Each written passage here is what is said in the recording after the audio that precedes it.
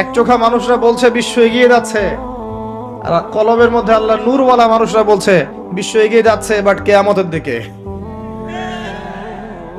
কি বুঝছেন? বিশ্ব এগিয়ে যাচ্ছে ঠিকই, বাট কিয়ামতের দিকে, তার শেষ সময়ের দিকে এগিয়ে যাচ্ছে আস্তে আস্তে, এবং এখন খুব দ্রুত এগিয়ে যাচ্ছে। এখন সময় আরো দ্রুত যাচ্ছে। একটা বছর চলে যাচ্ছে একটা মাসের মতো, একটা মাস চলে যাচ্ছে একটা সপ্তাহের মতো, একটা সপ্তাহ যাচ্ছে একটা দিনের মতো, একটা দিন যাচ্ছে একটা ঘন্টার মতো।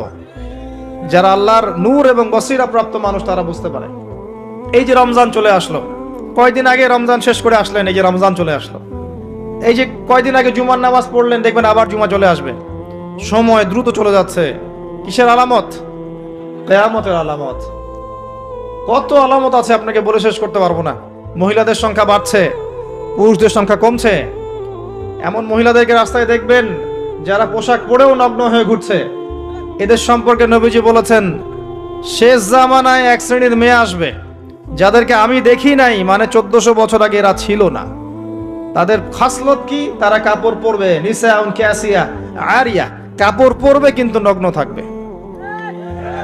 আপনি 200-300 বছর আগে এই মহিলাদেরকে দেখতে পারতেন না। লাস্ট 200-300 বছর আপনি দেখতে পারবেন, যখন থেকে পশ্চিমা বিশ্ব এই ওয়ার্ল্ডের দায়িত্ব নিয়েছে তখন থেকে। এটাকে ফেমিনিস্ট রেভলিউশন বলে। এবং নগ্নতা, বেহায়াপন, অশ্লীলতা, এমন পোশাক পরবো যে পোশাক পুরুষদের পোশাক, এটা কিয়ামতের আলামত। নবীজি বলেছিলেন যে গরিব মানুষরা, দরিদ্র মানুষ, স্যান্ডেল পরার টাকা নাই, গায়ে জামা পরার টাকা নাই, উঁচু উঁচু অট্টালিকা নির্মাণের প্রতিযোগিতা করবে। এটা আখিরুজ্জামান বা শেষ জামানের আলামত। দেখে নেন বিগত 200-300 বছর এগুলো ছিল কিনা। বিশাল বিশাল সাইন এগুলো প্রকাশ পাচ্ছে ডে বাই ডে। মানুষ সুদ খাবে, একজন ব্যক্তি সুদ থেকে দূরে থাকতে চাইবে, তার গায়েও সুদের ছিটাফোঁটা গিয়ে লাগবে। এটা সেই যুগ। আপনি পারবেন না বাঁচতে সুদ থেকে। দাড়ি টুপি নিয়েও খেতে হচ্ছে, কিচ্ছু করার নাই, কারণ সব সিস্টেমই সুদ ভিত্তিক। হয় খাচ্ছেন, না হলে দিচ্ছেন, না হলে সাক্ষী থাকছেন, না হলে লিখে রাখছেন, কিছু না কিছু করছেন। মানুষ মাদক খাবে, মাদককে হালাল মনে করে খাবে। মানুষ জেনা করবে, জেনাকে হালাল মনে করবে, হারাম মনে করবে না। মানুষ হত্যা করবে, যাকে হত্যা করবে সে জানবে না কেন হত্যা করছি, আর যে মারা যাবে সেও বুঝবে না কি জন্য আমাকে মারলো। পিতামাতার সাথে দাস দাসীর মতো আচরণ করা হবে, পিতামাতার সাথে দাস দাসীর মতো আচরণ করা হবে। সম্পদের জন্য সন্তান মাকে হত্যা করবে, বাবাকে হত্যা করবে। দুই চোখওয়ালা মানুষরা বুঝতে পারে এগুলো হচ্ছে, দিন দিন বাড়ছে, সময় সংক্ষিপ্ত হয়ে আসছে। আল্লাহ পাকের আযাব গজব বাড়ছে, আসমানি গজব বাড়ছে, জমিনের বালা বাড়ছে, ভূমিকম্প বাড়বে, ডে বাই ডে ভূমিকম্প বাড়বে। এবং 3টা বড় বড় ভূমিকম্প অপেক্ষা করছে আমাদের সামনে। একটা পৃথিবীর পূর্ব দিকে, একটা পশ্চিম দিকে, আমার ধারণা এটা পশ্চিমা সভ্যতায় হবে, আর একটা হচ্ছে পৃথিবীর মাঝখানে। কিছু মুনাফিককে আল্লাহ পাক ধসিয়ে দিবেন আরবের মধ্যে, আর ওখানেও কিছু মুনাফিক আছে। এটা বুঝতে হলে আপনাকে জিওপলিটিক্স বুঝতে হবে। আরবি দিয়ে কথা বললেই কেউ আমিরুল মুমিনিন হয় না। আরবি দিয়ে কথা বললেই কেউ আমিরুল মুমিনিন হয় না। আব্দুল্লাহ বিন উবাইও আরবি দিয়ে কথা বলতো। তো হত্যা বাড়বে। একটা বড় জিনিস যেটা শেষ জামানায় হবে, এটা আগে হয়নি। এটা বিগত 100 বছর থেকে আমরা দেখছি। এই বিশ্বের বুকে ইহুদি এবং খ্রিস্টানদের মধ্যে একটা বন্ধুত্বের অ্যালায়েন্স হয়েছে, এটাকে আমরা জায়নিস্ট মুভমেন্ট বলি। এই মুভমেন্টটা বিগত 100-200 বছর আগে ছিল না, কিন্তু এটা শেষ জামানায় হবে এমনটা এসেছে। কোরআনেও আছে, ইয়া আইয়ুহাল্লাযীনা আমানু লা তাত্তাখিযুল ইয়াহুদা ওয়ান নাসারা আউলিয়া, তোমরা ওই সব ইহুদি এবং খ্রিস্টানদেরকে বন্ধুরূপে গ্রহণ করো না। কোন সব? সবাইকে না। কোন সব? বা'দুহুম আউলিয়াউ বা'দ, যারা একে অপরের বন্ধু, যারা একে অপরের বন্ধু। বিশ্বের ইতিহাস ঘাটলে দেখবেন, হিস্ট্রির ছাত্র আমি, ইতিহাস ঘাটলে দেখবেন ইহুদি এবং খ্রিস্টানরা একে অপরের সাথে মারামারি করেছে শতাব্দীর পর শতাব্দী। এমনকি ঈসা আলাইহিস সালামকে ইহুদিরাই হত্যা করতে চেয়েছিল, কিন্তু আল্লাহ পাক উঠিয়ে নিয়েছেন, ওয়া কাতালুহু ওয়া সালাবু। কিন্তু এখন দেখবেন ওরা বন্ধু, এখন দেখবেন ইসরায়েলের বন্ধু পশ্চিমারা। আশ্চর্য একটা বিষয়। আর কোন নিদর্শনের জন্য অপেক্ষা করছেন? এগুলো আস্তে আস্তে ডে বাই ডে বাড়তে থাকবে। হারাজ বাড়বে, হারাজ মানে হত্যাকাণ্ড, প্রচুর হত্যাকাণ্ড হবে। প্রথম বিশ্বযুদ্ধে মানুষ মরেছে প্রায় 3 থেকে 4 কোটি, দ্বিতীয়টাতে মানুষ মরেছে 7 থেকে 8 কোটি। সামনে যেটা হবে এখানে দেখবেন পৃথিবীর 3 ভাগের 1 ভাগই শেষ ইনশাআল্লাহু আযজা ওয়া জাল। এমনটাই হবে ইনশাআল্লাহু তাআলা। আমরা চাই না এমনটা হোক, কিন্তু কুদিয়াল আমর, লেখা হয়ে গেছে, এগুলো কিছু করার নাই। নবী ঈসা আলাইহিস সালাম আসার আগে পৃথিবীর অবস্থা এমন থাকবে না। পৃথিবী সংকীর্ণ হয়ে আসবে, জনসংখ্যা কমবে, প্রচুর মানুষ মহামারীতে মারা যাবে। আর মহামারীর সময় চলে যাওয়ার পরে কি আসবে সেটাও হাদিসের মধ্যে আছে, ওয়া বা'দাহু সানাওয়াতি জালাজিল, এরপরে আসবে ভূমিকম্পের বছরগুলো। মহামারীর সময়গুলো যখন চলে যাবে এরপরে আসবে ভূমিকম্পের বছরগুলো। আলেম ওলামা আছে, ওনাদের কাছে অনুবাদ করে নিয়েন। সানাওয়াত, সানার বহু বচন, একটা বছর না, অনেক বছর। জালজালায়ের বহু বচন জালাজিল, অনেক ভূমিকম্প হবে। আর প্রত্যেক ভূমিকম্পে পৃথিবীর সময় কিন্তু সংক্ষিপ্ত হয়ে আসে। এটা আপনারা যারা সায়েন্স জানেন তারা বুঝবেন।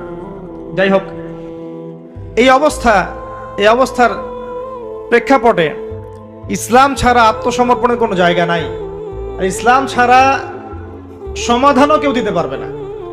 এই জন্য নিরপেক্ষভাবে আল্লাহর কাছে যেহেতু ফিরে যেতেই হবে, আমাদের উচিত ইসলামকে আগে ভালো করে জানা এবং বোঝা, হটকারী না হওয়া। আগে জানা এবং বোঝা যে ইসলামের প্রতিটা বিষয়ের সলিউশন আছে কি নাই।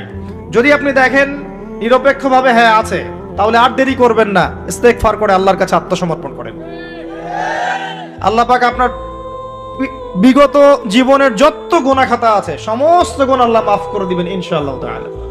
আল্লাহ পাক তো এমনটা বলেছেন, ইল্লা মান তাবা ওয়া আমানা ওয়া আমিলা আমালান সালিহা ফাউলাইকা ইউবাদদিলুল্লাহু সাইয়্যাতিহিম হাসানাত। যারা তওবা করবে, ঈমান নিয়ে আসবে এবং আমলে সালেহ বেশি বেশি করতে থাকবে, আল্লাহ পাক তাদের গুনাহই শুধু মাফ করবেন না, বরং গুনাহগুলোকে নেকি দিয়ে পরিবর্তন করে দিবেন। বলুন সুবহানাল্লাহ। এই জায়গায় গিয়ে আবার পয়েন্টে চলে আস। নবী মুসা আলাইহিস সালাম যখন খুতবা দিচ্ছিলেন তখন তিনি বলে ফেলেছিলেন যে আমি পৃথিবীর সবচেয়ে জ্ঞানী মানুষ, কারণ তার কাছে ওহী আসছিল। আল্লাহ পাক ধরলেন, আল্লাহ পাক নবীদের ছোট ছোট ভুল ধরতেন। আমাদের নবী মুহাম্মদ সাল্লাল্লাহু আলাইহি ওয়াসাল্লাম বলে দিয়েছিলেন একবার যে আমি মধু খাবো না আজকে থেকে, মনে আছে? মধু হারাম করে নিলাম। লিমা তুহাররিমু মা আহাল্লাল্লাহ, আল্লাহ পাক আয়াত নাজিল করলেন না? কোন সূরায়? সূরা তাহরিম। ভাই, এভাবে আল কোরআনের আলো ঘরে ঘরে জ্বলবে না। যখন কোরআন আপনি স্টাডি করবেন, প্রত্যেকটা ঘরে একটা করে কোরআনওয়ালা মানুষ থাকবে, অটোমেটিক আল্লাহর এই যে আল্লাহ পাকের এই কিতাব আল কোরআনের আলো সমস্ত ঘরে ঘরে জ্বলবে ইনশাআল্লাহ তাআলা। কোরআন পড়ার লোক তো লাগবে, কোরআন পড়ার মানুষ তৈরি করতে হবে। প্রত্যেক ঘরে ঘরে একটা করে মানুষ তো চাই যে কোরআন গবেষণা করতে পারে। তখন দেখবেন অটোমেটিকলি কোরআনের আলো ঘরে ঘরে জ্বলে যাবে ইনশাআল্লাহ তাআলা। আবেগ দিয়ে হয় না, আবেগ দিয়ে কোনো কিছু হয় না। যারা ইসলামের বিরুদ্ধে কাজ করছে এরা আবেগ দিয়ে কাজ করছে না, বিবেক দিয়ে কাজ করছে। আমরা আবেগী জাতি, আমরা আবেগী জাতি না, আমরা আবেগী জাতি, খুব আবেগ আমাদের। দিনের পিছনে আবেগ ভালো জিনিস, কিন্তু আবেগ দিয়ে দিন প্রতিষ্ঠা হয়নি কখনো। নবী সাল্লাল্লাহু আলাইহি ওয়াসাল্লাম হিকমা দিয়ে, বুদ্ধি দিয়ে, কৌশল দিয়ে ধীরে ধীরে বেসিক ঠিক করে আস্তে আস্তে আস্তে আস্তে ইসলামকে এগিয়ে নিয়ে গেছেন। 23 বছর সময় লেগেছে। কত বছর? কখনো অত্যাচার সহ্য করতে হয়েছে, করেছেন। কখনো মার খেতে হয়েছে, খেয়েছেন। কখনো গালি খেতে হয়েছে, খেয়েছেন। কখনো সমালোচনা সহ্য করতে হয়েছে, করেছেন। কখনো দেশ থেকে চলে যেতে হয়েছে, চলে গিয়েছেন। হাল ছেড়ে দেন নাই, ধীরে ধীরে ইসলামকে নিয়ে এগিয়ে গেছেন। একদিনে তো দিন কায়েম হয়নি, হয়েছে? নবী ঈসা আলাইহিস সালাম যখন আসবেন তিনিও একদিনে দিন কায়েম করবেন না, অনেক চড়াই উতরাই পেরিয়েই ইনশাআল্লাহ তাআলা জেরুজালেম থেকে তিনি পুরো বিশ্বে ইসলামী খেলাফা কায়েম করবেন ইনশাআল্লাহ। তার আগ পর্যন্ত এভাবে গ্লোবালি কিছু হবে এটা আমার মনে হয় না। আমি স্টাডি করে যা মনে হচ্ছে আমার কাছে মনে হয় না যে গ্লোবালি তার আগে কিছু হবে।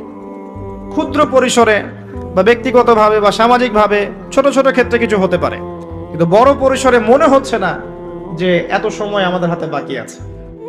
আল্লাহ রাব্বুল আলামিন ভালো জানেন, ইল্লা মাশাআল্লাহ। নবী মুসা আলাইহিস সালাম যখন এই কথা বলছেন, আল্লাহ পাক ধরে ফেলেছেন। তিনি বলছেন, আমার একজন বান্দা আছে যার নাম খিদর আলাইহিস সালাম। খিদর মানে শ্যামল বা সবুজ। তিনি যেখানে বসতেন ওই জায়গাটা সবুজ হয়ে যেত। একটা রুক্ষ জায়গায় তিনি বসলে ওই জায়গা সবুজ হয়ে যেত। তিনি বললেন, খিদির তোমার চেয়ে বেশি জ্ঞানী মানুষ।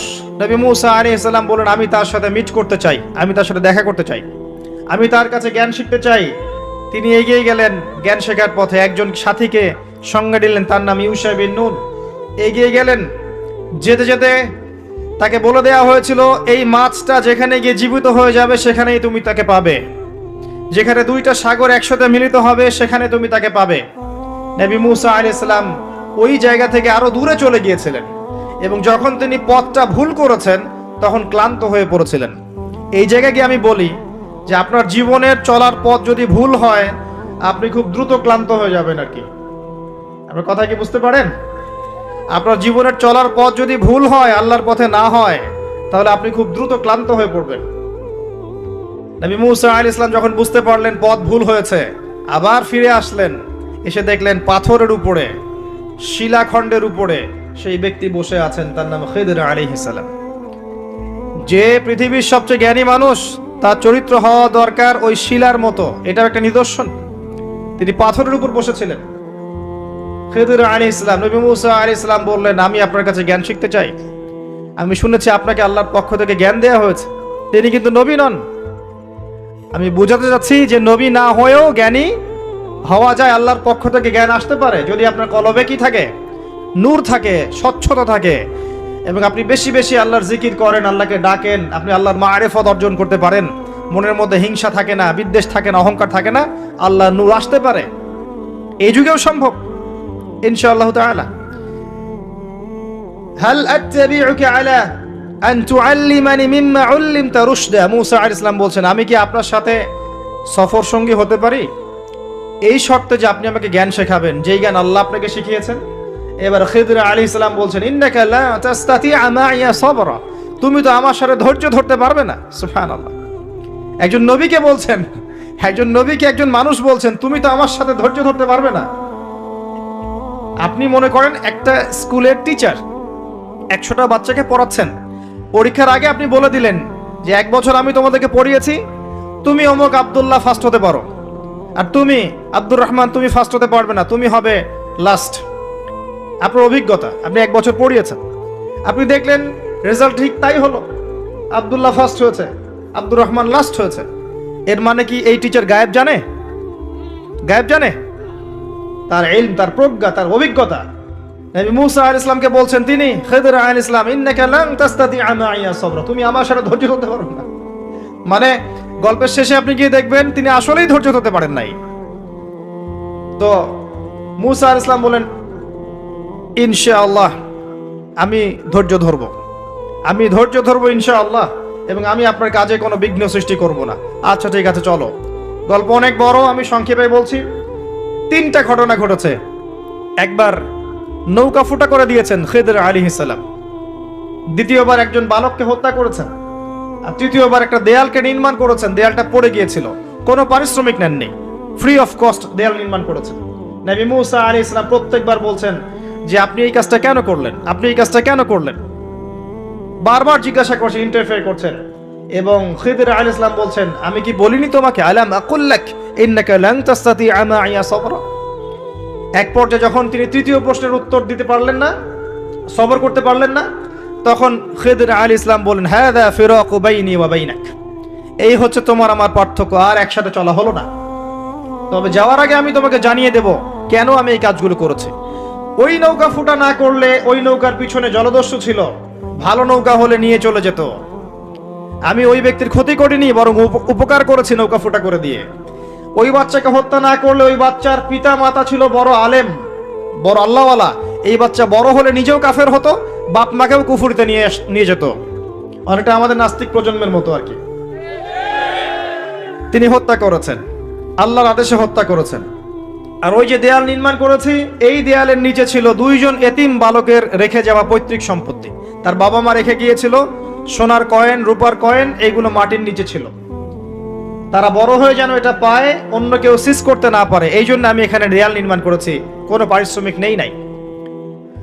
বাই দ্য ওয়ে, সোনার কয়েন আর রূপার কয়েনের কথা কোরআনে আছে, দিনার আর দিরহামের কথা কোরআনে আছে, যদিও বিশ্ব ব্যবস্থায় নাই।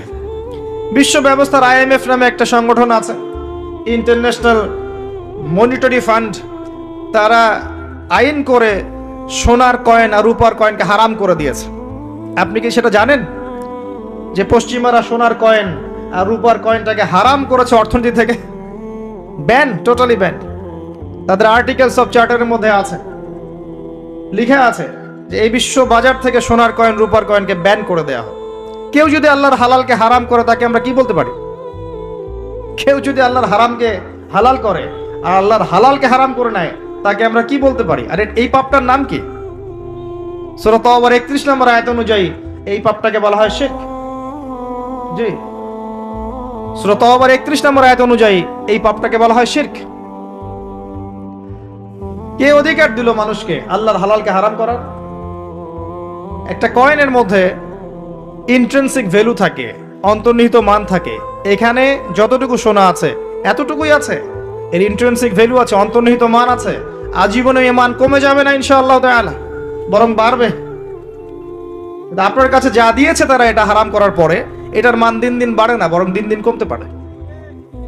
এতে করে আপনি আপনার শ্রম হারাচ্ছেন, আপনি শ্রম দিয়ে টাকা আর্ন করছেন। সেই কঠোর পরিশ্রমের টাকার মান যখন কমে যায় তখন আপনার শ্রমটাও চলে যায়। কেউ আপনার শ্রমটা চুরি করে খেয়ে ফেলে। শুধু ব্যক্তির পর্যায়ে না, বড় বড় রাষ্ট্রকে তারা দেউলিয়া করতে পারে, করেছে হিস্ট্রিতে। যাই হোক, ওইদিকে আমি যাচ্ছি না। তবে কোরআনে যে দিনার দিরহামের কথা আছে এটা জেনে রাখেন। অ্যাটলিস্ট কিছু করতে পারবেন না আমি জানি, বাট জেনে রাখেন। জানতে দোষ আছে? জানতে কোনো দোষ আছে? কিছু করার নাই, কিন্তু জানতে দোষ আছে? আচ্ছা, জেনে রাখেন। এরপরে নবী মুসা আলাইহিস সালাম 3টা উত্তর পেয়ে গেলেন। এখন এই যে ঘটনাটা আপনাকে বললাম সূরা কাহফের মধ্যে আছে, এখানে খিদর আলাইহিস সালাম কি এক চোখ দিয়ে দেখেছেন না 2 চোখ দিয়ে দেখেছেন? নবী মুসা আলাইহিস সালাম বাইরের চোখ দিয়ে দেখছেন, এটা কেন করলেন, এটা কেন করলেন, এটা কেন করলেন। এর পিছনের কারণটা কিন্তু তিনি ধরতে পারেন নাই। নবী হয়েও ধরতে পেরেছেন কে? খিদর আলাইহিস সালাম। তার মানে আল্লাহর পক্ষ থেকে জ্ঞান যখন আপনার কাছে আসবে, আপনার কলবে আল্লাহ নূর আসবে, হিকমা এবং প্রজ্ঞা আসবে, আপনি অনেক দূর পর্যন্ত দেখতে পারবেন ইনশাআল্লাহ তাআলা। এটা সাধারণ মানুষ পারবে না। আল্লাহ পাক এমন আরেকজন ব্যক্তির কথা বলেছেন, এই যে যেটা আমি তেলাওয়াত করেছিলাম, ওয়াইজ ক্বালা ওয়ালাকাদ আতাইনা লুকমানাল হিকমা আন ইশকুরু লিল্লাহ। আমি লোকমানকেও হিকমা দিয়েছিলাম। সুবহানাল্লাহ। লোকমান আলাইহিস সালাম হয়তো নবী ছিলেন না, আল্লাহ বলছেন আমি লোকমান হাকিমকে আমি হিকমা দিয়েছি, প্রজ্ঞা দিয়েছি। 3 জন ব্যক্তির জন্য জান্নাতের একটা সুসংবাদ আছে, জান্নাতে বড় মর্যাদা আছে। 3 জনই হচ্ছেন কালো বর্ণের, আফ্রিকান কন্টিনেন্টের মানুষ, যেটাকে আমরা মনে করি যে কুৎসিত চেহারা। আসলে তো মানুষ কুৎসিত নয়। মানুষ কি কুৎসিত হয়? কালোর মধ্যে সৌন্দর্য আছে না? নর্মাল যে ভাষা ব্যবহার করে সেই ভাষায় বললাম যে 3 জন কালো বর্ণের মানুষের জন্য জান্নাতের সুসংবাদ আছে। যারা কালো ছিলেন, আফ্রিকার মানুষ ছিলেন, ইথিওপিয়া ইরিত্রিয়ার মানুষ ছিলেন।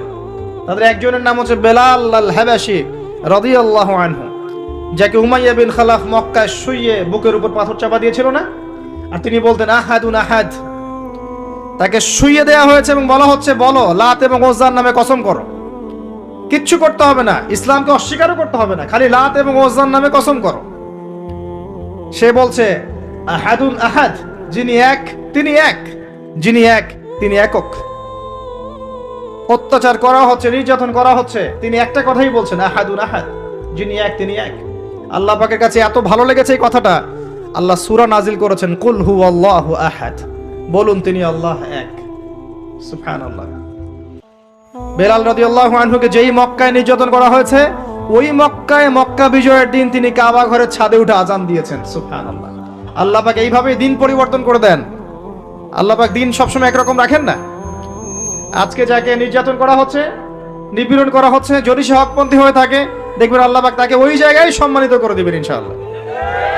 এটা আল্লাহ সুন্নাহ, আল্লাহ পাক করেছেন হিস্ট্রিতে যুগে যুগে। আরেকজন হচ্ছেন বাদশা নাজাশি। এটাকে যার রাষ্ট্রে মুসলিমরা আশ্রয় নিয়েছিল হিজরত করে, আবিসিনিয়ার বাদশা নাজাশি, মনে আছে? সিরাত পড়েছেন? আচ্ছা।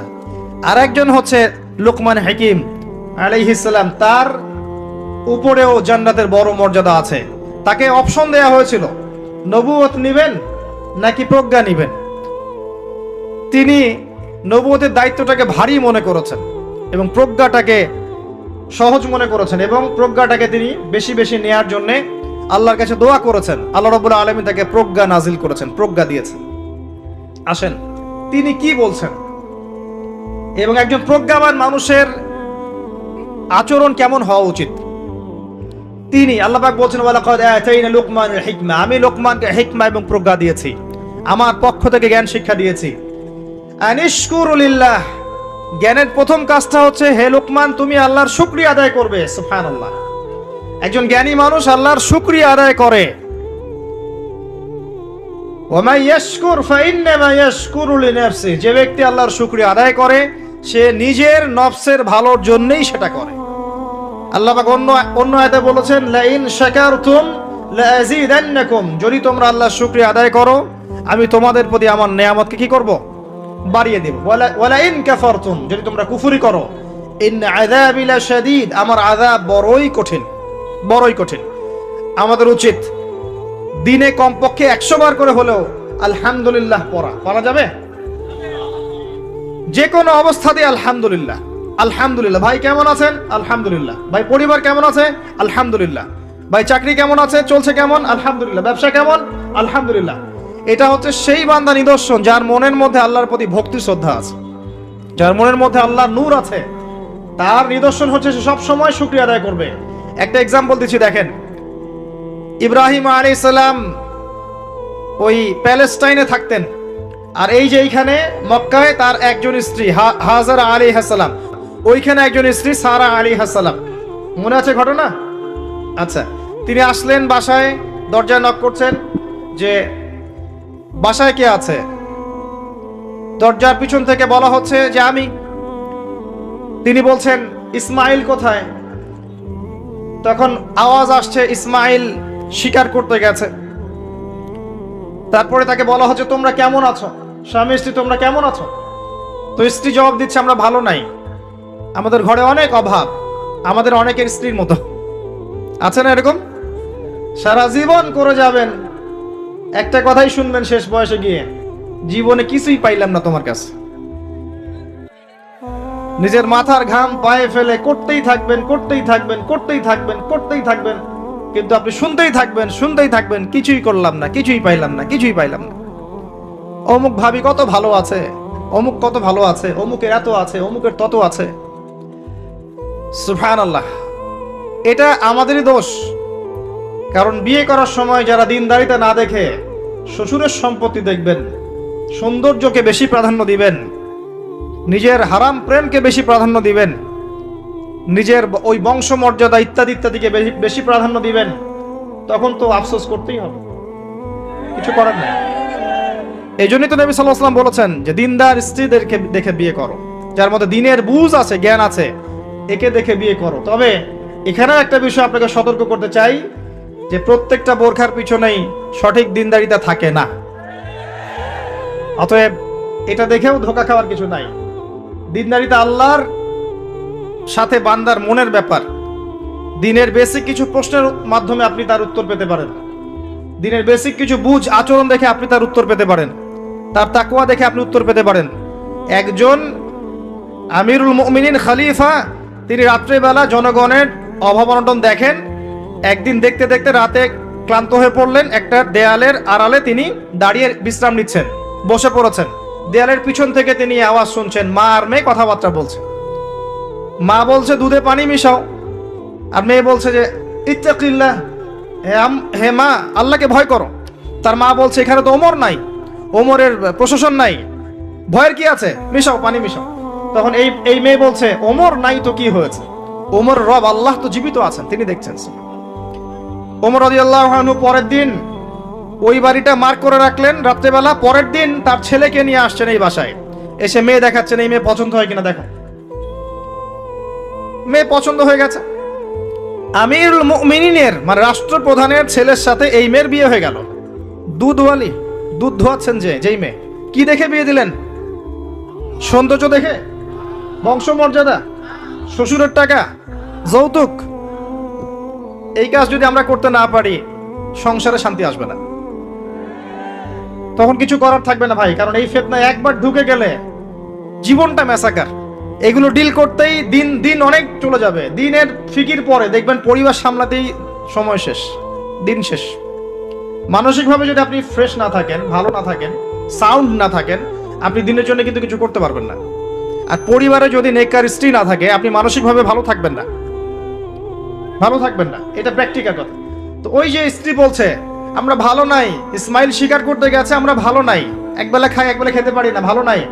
ইব্রাহিম আলাইহিস সালাম বলছেন ঠিক আছে, ইসমাইল বাসায় আসলে ওকে বলো যে তার বাবা এসেছিল, আর তাকে বলো যে ঘরের চৌকাঠটা যেন পরিবর্তন করে। কথা কি বুঝতে পারছেন? ইসমাইল আলাইহিস সালাম আসলেন, একজন বৃদ্ধা লোক এসেছিল বাসায়, তোমার বাবা পরিচয় দিয়েছে। কি বলেছে? বলেছে যে ঘরের দরজা যেন পরিবর্তন করি। তখন তিনি বলছেন তুমি কি এমন বলেছিলে যে যার কারণে এই কথাটা বলেছে? তো তিনি বলছেন আমি বলেছি আমরা ভালো নাই, আমরা অভাবে আছি, তুমি শিকারে গেছো ইত্যাদি। তখন তিনি বলছেন তুমি ভুল করেছো, তিনি আমার বাবা ছিলেন, তিনি একজন নবী, তিনি ইনডাইরেক্টলি আমাকে বলেছেন আমি যেন তোমাকে তালাক দেই। এক কথায় তালাক হতে পারে? দিনদারিতা না থাকলে তালাক দেয়া যায়। যদি ধৈর্য ধরতে ধরতে ধরতে ধরতে আপনি অতিষ্ঠ হয়ে যান, দিনের ব্যাপারে আর কম্প্রোমাইজ করতে পারেন না, সেক্ষেত্রে তালাক একটা অপশন আছে। এটা খারাপ নয়, যদিও এটা মন্দের ভালো একটা অপশন, কিন্তু সবর করতে উৎসাহিত করা হয়েছে। সবর করতে করতে করতে করতে যদি ভিতরটা পরিবর্তন না হয়, এরকম আল্লাহর প্রতি অকৃতজ্ঞ মানুষকে নিয়ে আপনি সারা জীবন চলতে পারবেন না। এবং দিনের পথে চলতে গিয়ে যারা প্রতিবন্ধকতা স্বীকার করে, তাদেরকে নিয়ে আপনি আল্লাহর পথে দাওয়াত এবং মুজাহাদার মেহনত করতে পারবেন না। এই জায়গায় গিয়ে অনেক সময় এক্সট্রিম ডিসিশন নিতে হতে পারে। এটা ইসলাম কিন্তু অপশন রেখেছে আপনার জন্য, আমি উৎসাহিত করছি না, অপশন রেখেছে। এরপরে আবার তিনি আসলেন অনেক বছর পর, এসে আবার নক করলেন যে আসসালামু আলাইকুম। ওয়ালাইকুম সালাম। ইসমাইল কোথায়? স্বীকার করতে গেছে। তোমরা কেমন আছো? আলহামদুলিল্লাহ আমরা অনেক ভালো আছি। ঠিক আছে, ইসমাইল বাসায় আসলে তাকে বলো ঘরের চৌকাঠটা যেন যত্ন করে আদর করে মহব্বত করে রাখে। কথা বুঝতে পারছেন? এবার ইসমাইল আলাইহিস সালাম আসলেন বাসায়, তার স্ত্রী জিজ্ঞাসা করছে, একজন বৃদ্ধা এসেছিলেন, তোমার বাবা পরিচয় দিয়েছেন। কি বলেছে? বলেছে আমি যেন ঘরের চৌকাঠটা তুমি যেন অটুট রাখো, বহাল রাখো। তুমি কি বলেছো? আমি বলেছি আমরা অনেক ভালো আছি। তখন তিনি বলছেন আমার বাবা তোমাকে অনেক পছন্দ করেছেন এবং তোমাকে নিয়ে আমাকে সংসার করতে বলেছেন। এই হলো অবস্থা। শুকরিয়া আদায় যারা করতে পারবে না, তাদেরকে নিয়ে চলা মুশকিল। লুকমান হাকিম, যাকে প্রজ্ঞা দেয়া হয়েছে, তাকেও আল্লাহ পাক আদেশ করছেন তুমি আল্লাহর শুকরিয়া আদায় করো। যে ব্যক্তি আল্লাহর শুকরিয়া আদায় করে, কৃতজ্ঞতা প্রকাশ করে, যে কোনো হালতেই বলতে পারে আল্লাহ আলহামদুলিল্লাহ আমি ভালো আছি। এবং আল্লাহ রাসূল সাল্লাল্লাহু আলাইহি ওয়াসাল্লাম বলেছেন কখনো উঁচু স্তরের লোকদের দিকে তাকাবে না। যার উঁচু বাড়ি আছে, তোমার চেয়ে উঁচু বাড়ি আছে, তোমার চেয়ে বড় গাড়ি আছে, তোমার চেয়ে বেশি টাকা আর্ন করে, ওদের দিকে দেখবে না, ওদের দিকে চোখ দিও না। বরং তোমার চেয়ে নিচে যারা আছে, দরিদ্র যারা, তোমার চেয়ে যারা দরিদ্র, ওদের দিকে তাকাও। তাহলে তুমি আল্লাহর নিয়ামতের শুকরিয়া আদায় করতে পারবে ইনশাআল্লাহ। আমরা যদি হসপিটালে যাই, শুকরিয়া আদায় করতে পারবো না? যে এই যে হাজার হাজার মানুষ শুয়ে আছে, কারো ক্যান্সার, কারো ডায়াবেটিস, কারো অমুক, কারো তমুক, কারো অ্যাক্সিডেন্ট, কারো এইটা সেইটা, কারো ব্রেন টিউমার, কারো হার্টের সমস্যা, কত সমস্যা। কেউ হাঁটতে পারে না, কেউ বসতে পারে না, কেউ শুইতে পারে না, কেউ শুইলে ঘুমাতে পারে না। আমরা ভালো আছি না? আলহামদুলিল্লাহ, কৃতজ্ঞতা। যখন আপনি আপনার চেয়ে বিপন্ন কোনো মানুষকে দেখবেন, দেখে যদি এই দোয়াটা পড়েন আলহামদুলিল্লাহিল্লাযী আফানি মিম্মা ইবতালাকা বিহি ওয়া ফাদ্দালানি আলা কাসীরিম মিম্মান খালাকা তাফদীলা, আল্লাহর শুকরিয়া আদায় করছি যে আল্লাহ তোমাকে যে বিষয় দিয়ে পরীক্ষা করেছেন, আমাকে তার থেকে নিরাপদ রেখেছেন, এবং হাজার মানুষের চাইতে আল্লাহ পাক আমাকে উত্তম জায়গায় রেখেছেন, ভালো রেখেছেন। এই দোয়াটা যে ব্যক্তি পড়বে, ওই বিপদ তাকে স্পর্শ করবে না ইনশাআল্লাহ। এভাবে আপনি আল্লাহর শুকরিয়া আদায় করতে পারেন। আর আল্লাহ পাকের শুকরিয়া আদায় করার সবচাইতে বড় নিদর্শন হচ্ছে আপনি আল্লাহর আদেশ নিষেধ মেনে চলছেন কিনা। যে ব্যক্তি আল্লাহর আদেশ এবং নিষেধকে মেনে চলছে, এই ব্যক্তি প্রকৃতপক্ষে আল্লাহ শুকরিয়া আদায় করছে, তাই নয় কি? খালি মুখে যদি বলি আমি আল্লাহ শুকরিয়া আদায় করি, নামাজ নাই, সওম নাই, যাকাত নাই, কিচ্ছু নাই, মুখে মুখে বলছি আমি আল্লাহকে অনেক ভালোবাসি, এই ভালোবাসার দাম আছে? আল্লাহ পাক কি বলেছেন? যে তোমরা যদি আল্লাহর ভালোবাসা পেতে চাও, কুল ইন কুনতুম তুহিব্বুনাল্লাহ ফাত্তাবিউনি আমার অনুসরণ করো। কার অনুসরণ? মুহাম্মদ সাল্লাল্লাহু আলাইহি ওয়াসাল্লামের অনুসরণ করো, তার সুন্নাহ মাফিক জীবন করো। ইনশাআল্লাহ আল্লাহ পাক তোমাদেরকে মাফ করে দিবেন, আল্লাহও তোমাদেরকে ভালোবাসবেন ইনশাআল্লাহ।